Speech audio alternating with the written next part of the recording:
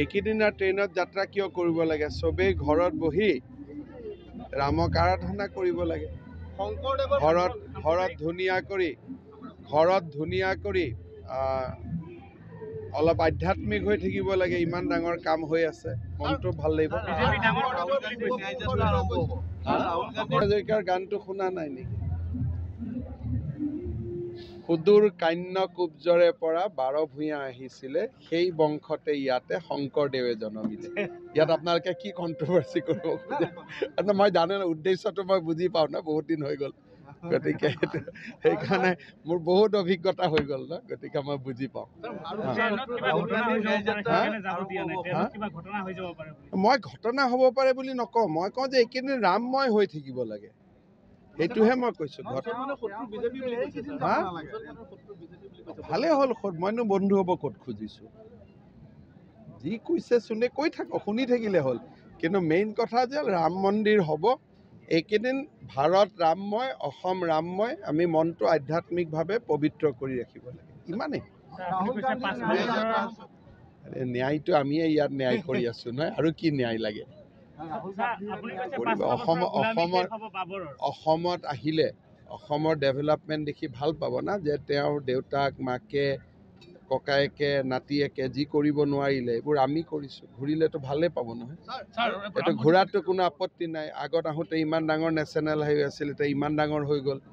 এতিয়া যদি কোনোবাই আহি পেলাই আমাৰ ইয়াতে বগীবিল চাই, কোনোবাই আমাৰ কলীয়া ভোমোৰাৰ 2খন দলং চাই, আমিনো কি বেয়া পাবলগীয়া আছে? আমাৰ কথা কিয় কৈ থাকেনো? হ'ব, শুনিলে থলে চেজ হ'ল আৰু। এইবিলাক শুনি পেলাই চাবোনৰ ফেনৰ দৰে কিয় ফেনিয়াই থাকে? সুকীয়া ৰাজনৈতিক চিন্তা কৰা নকৰা সেইটো মোক সুধিলে কি মই উত্তৰ দিব পাৰিম কওকচোন? সেইটো তেওঁলোকৰহে কথা। আপোনালোকে তেওঁলোকক প্ৰশ্নবোৰ কিয় নকৰিলে? নাই, আপোনালোকে তেওঁলোকক প্ৰশ্ন কিয় নকৰে? মোক কিয় কৰি আছে? মইতো তাত যোৱা নাই। ডেফিনেটলি আপোনালোকে তেওঁলোকক সোধক এতিয়া এই প্ৰশ্নবিলাক। মই ক'লোৱে, কোৱাটোতো শুনিলেই। ক'লোৱে নহয়, যিখিনি ইমান ধুনীয়াকৈ ক'লো।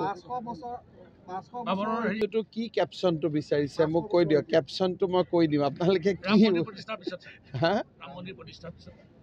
ৰাম মন্দিৰ প্ৰতিষ্ঠাৰ পিছত ভাৰতত সনাতন সভ্যতাৰ এটা নতুন ইতিহাস আৰম্ভ হ'ব। এইকেইদিনা ট্ৰেইনত যাত্ৰা কিয় কৰিব লাগে? চবেই ঘৰত বহি ৰামক আৰাধনা কৰিব লাগে।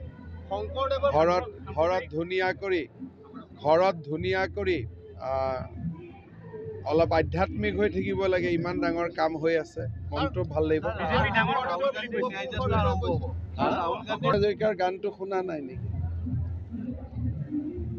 সুদূৰ কান্য কুব্জৰে পৰা 12 ভূঞা আহিছিলে, সেই বংশতে ইয়াতে শংকৰদেৱে জন্মিলে। ইয়াত আপোনালোকে কি কণ্ট্ৰভাৰ্চি কৰিব খোজে? মই জানো না, উদ্দেশ্যটো মই বুজি পাওঁ না, বহুত দিন হৈ গ'ল। গতিকে সেইকাৰণে মোৰ বহুত অভিজ্ঞতা হৈ গ'ল ন, গতিকে মই বুজি পাওঁ। মই ঘটনা হ'ব পাৰে বুলি নকওঁ, মই কওঁ যে এইকেইদিন ৰামময় হৈ থাকিব লাগে, সেইটোহে মই কৈছো। ভালে হ'ল, মইনো বন্ধু হ'ব ক'ত খুজিছো? যি কৈছে চোনে কৈ থাকক, শুনি থাকিলে হ'ল। কিন্তু মেইন কথা যে ৰাম মন্দিৰ হ'ব এইকেইদিন। ভাৰত ৰামময়, অসম ৰামময়, আমি মনটো আধ্যাত্মিকভাৱে পবিত্ৰ কৰি ৰাখিব লাগে, ইমানেই। ন্যায়টো আমিয়ে ইয়াত ন্যায় কৰি আছো নহয়, আৰু কি ন্যায় লাগে? অসমত আহিলে অসমৰ ডেভেলপমেণ্ট দেখি ভাল পাব না, যে তেওঁৰ দেউতাক মাকে ককায়েকে নাতিয়েকে যি কৰিব নোৱাৰিলে এইবোৰ আমি কৰিছোঁ, ঘূৰিলেতো ভালেই পাব নহয়। এইটো ঘূৰাতো কোনো আপত্তি নাই। আগত আহোঁতে ইমান ডাঙৰ নেশ্যনেল হাইৱে আছিল, এতিয়া ইমান ডাঙৰ হৈ গ'ল। এতিয়া যদি কোনোবাই আহি পেলাই আমাৰ ইয়াতে বগীবিল চাই, কোনোবাই আমাৰ কলীয়া ভোমোৰাৰ 2খন দলং চাই, আমিনো কি বেয়া পাবলগীয়া আছে? আমাৰ কথা কিয় কৈ থাকেনো? হ'ব, শুনিলে থলে চেজ হ'ল আৰু। এইবিলাক শুনি পেলাই চাবোনৰ ফেনৰ দৰে কিয় ফেনিয়াই থাকে? সুকীয়া ৰাজনৈতিক চিন্তা কৰা নকৰা সেইটো মোক সুধিলে কি মই উত্তৰ দিব পাৰিম কওকচোন। সেইটো তেওঁলোকৰহে কথা। আপোনালোকে তেওঁলোকক প্ৰশ্নবোৰ কিয় নকৰিলে? নাই নাই, আপোনালোকে তেওঁলোকক প্ৰশ্ন কিয় নকৰে? মোক কিয় কৰি আছে? মইতো তাত যোৱা নাই। ডেফিনেটলি আপোনালোকে তেওঁলোকক সোধক এতিয়া এই প্ৰশ্নবিলাক। সেইটো মই ক'লোৱে, কোৱাটোতো শুনিলেই। ক'লোৱে নহয় যিখিনি ইমান ধুনীয়াকৈ ক'লো। এইটো কি কেপশ্যনটো বিচাৰিছে মোক কৈ দিয়ক। কেপশ্যনটো মই কৈ দিম, আপোনালোকে কি ৰাম মন্দিৰ প্ৰতিষ্ঠাৰ পিছত ভাৰতত সনাতন সভ্যতাৰ এটা নতুন ইতিহাস আৰম্ভ হ'ব।